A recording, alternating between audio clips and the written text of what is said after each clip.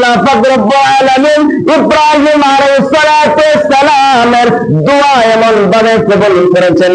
একটু লক্ষ্য করুন, ইব্রাহিম আলাইহিস সালাতু ওয়াস সালাম যখন দোয়া করে চলে আসলেন, হঠাৎ করে তিনি যখন পার হয়ে গেল, হাজরা আলাইহিস সালাতু ওয়াস সালাম স্তরের মধ্যে দুধ নাই, হাজরা কোনো খাদ্য পান নাই, সেজন্য হাজরা আলাইহিস সালাতু ওয়াস সালামের স্তরে কোনো দুধ আসে না।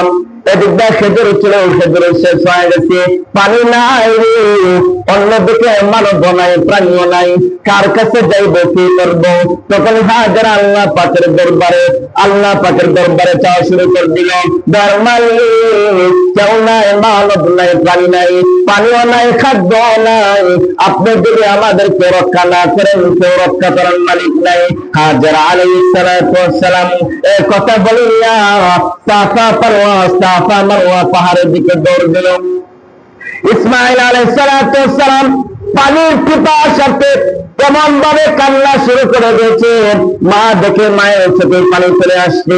সেজন্য হাজরা আলাইহিস সালাতু ওয়াস সালাম সাফা মারওয়া, সাফার দিকে দৌড়ায়, পানি পাওয়া যায়, একবার মারওয়ার দিকে দৌড়ায়, পানি পাওয়া যায়, আবার সাফা মারওয়ার দিকে দৌড়ায়, পানি পাওয়া যায়। এভাবে হাজরা আলাইহিস সালাতু ওয়াস সালাম 7 বার চক্কর দিল, পানি নাই, মাঝে মধ্যে চকচক করে কি যেন দেখা যায়, মনে হয় পানি। হাজরা আলাইহিস সালাতু ওয়াস সালাম দৌড়াইয়া যায়, দেখে সূর্যের আলোতে বালুগুলো চকচক করে, পানিও নাই।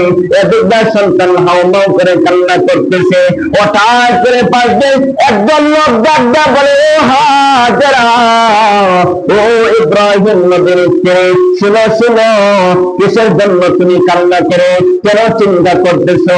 হাজরা আলাইহিস সালাতু ওয়াস সালাম ডাকটা বলে, ও ভাই, আপনি কে গো?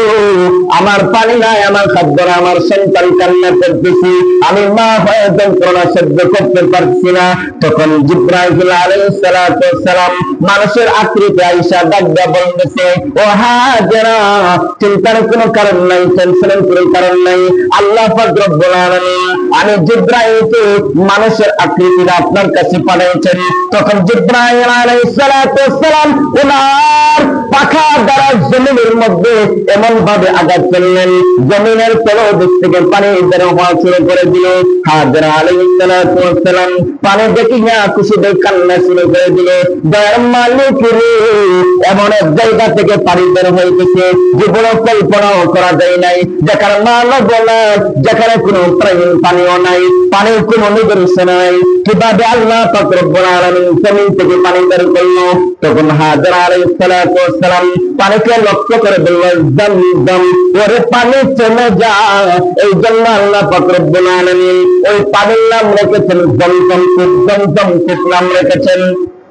হাজরা আলাইহিস সালাতু ওয়াস সালামকে পানিকে লক্ষ্য করে বলেছিলেন জমজম, এর অর্থ হলো থেমে যাও। পানি তখন থেমে গিয়েছিল। আল্লাহ রাসূল এক হাদিসে বলেন, যদি ইসমাঈলের মা হাজরা ওই দিন যদি পানিকে না বলতো জমজম, থেমে যাও, কিয়ামতের আগ পর্যন্ত জন্য ওই কূপ কখনো বন্ধ হইতো না। মানুষদেরকে ওই পানি ভাসাইয়া দিত, জমিন ডুবে যেত, কিন্তু আল্লাহ পাক রব্বুল আলামিন যখন হাজরা আলাইহিস সালাতু ওয়াস সালাম বললেন জমজম, থেমে যাও, তখন কূপের পানির সাথে সাথে থেমে গেল।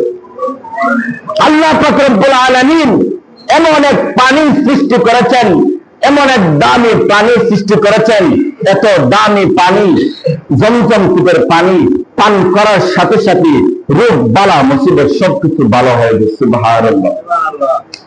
এত পাওয়ারফুল পানি ওই ইব্রাহিম আলাইহিস সালাতু ওয়াস সালাম থেকে নিয়ে কিয়ামতের আগ পর্যন্ত ওই জমজম কূপের পানি যেরকম ছিল কিয়ামতের আগ পর্যন্ত সেরকমই থাকবে, কমবেও না, বাড়বেও না। সুবহানাল্লাহ।